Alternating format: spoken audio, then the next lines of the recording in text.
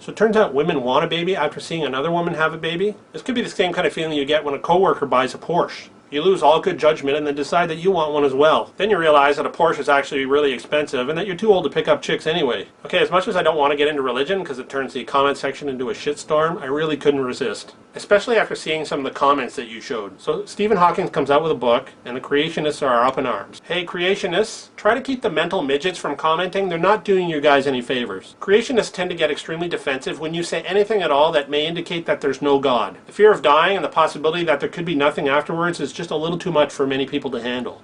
Mountains and mountains of overwhelming evidence just isn't enough for most creationists. And let's face it, any amount of evidence will never be enough because creationists have a need to believe. So you ask the question, why am I here?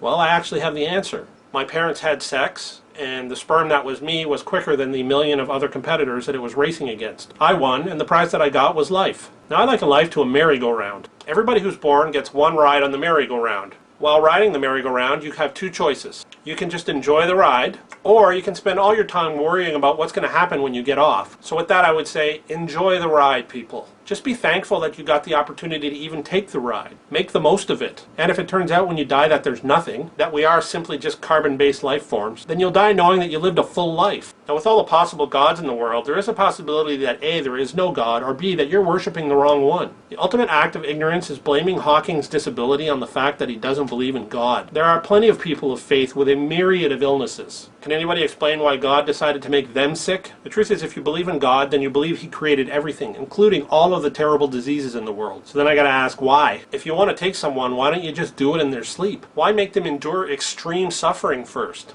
Is that kind of thing supposed to be funny? If God did make Stephen Hawking ill because he didn't worship him, well, that doesn't sound like something a mighty God would do, in my opinion. That sounds like something a 5-year-old child would do. And if that God does exist, I want no part of him. One of my favorite quotes of all time is, if God can cure the blind, why doesn't he just cure blindness? I really love the how could something come from nothing argument.